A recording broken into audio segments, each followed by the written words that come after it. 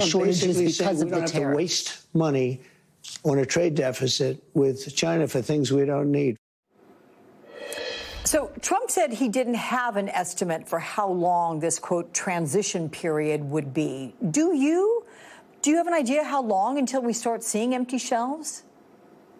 No, I think that the sort of a few things to bear in mind here. One is that you are already starting to see the consequences of this trade war. We know that sort of the ports are seeing less activity. Ships are coming to the United States empty. We know that many small toy manufacturers are telling the president that the reality is it's unclear if they're going to be able to stock their shelves this Christmas because of this trade war. We know that in the U.S. it's become harder already to be able to get access to certain types of products that are made in China because the Chinese simply aren't shipping them now that the de minimis exemption has been removed. So we're in a situation where we are already starting to see the reverberations of this trade war, and they're only going to grow over time. And, I have 11-month-old twins, and maybe I can find a way to explain to them that this Christmas they can't have their Tonka trucks because they're not on the shelves. But I think that's A, a hard thing to do, and B, the question that we have to ask ourselves is, to what end? And the question the American consumers are going to ask themselves is, what is success here? What are we trying to accomplish? And if it looks like there is an objective that the Trump administration is working toward, it certainly isn't one that's clear to the markets, and it's not one that's clear to me as an economist.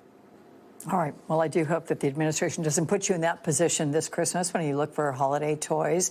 Natasha Sarin, thank you so much for your time. Joining me now, we have Shaniqua McClendon, Vice President of Political Strategy at Crooked Media, along with former Florida Representative and MSNBC political analyst Carlos Cabello. Welcome to you both. Shaniqua, you heard the president essentially try to take credit for good parts of the economy and then just blame Biden for the bad parts. But do most Americans consider this Trump's economy, given his unprecedented moves with tariffs? I think so. It's interesting. There was a moment that if Donald Trump had not been so proactive with what he is calling good economic policy, he would have been able to blame Joe Biden for, parts of what we're seeing in the economy.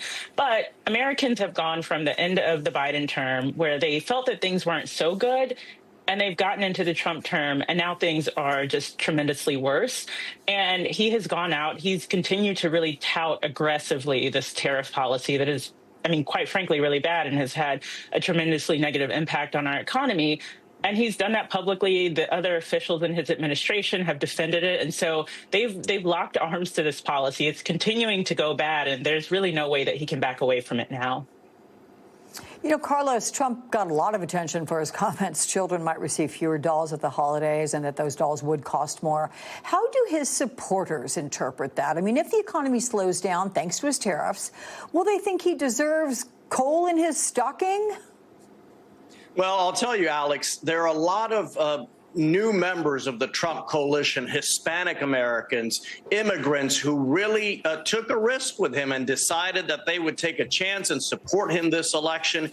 A lot of those people came to our country because they believe this is a country of abundance. They were told in their countries many times by their leaders that they had to sacrifice in the name of some national policy or some national objective, or maybe due to a conflict with another country. People come to the United States because they want freedom. They want to know that they're in control of their own destiny. And I think when they hear that kind of language from Donald Trump, it really is a turnoff. So Donald Trump has built an impressive coalition of support. I think he is certainly testing it and challenging it with these kinds of statements and policies.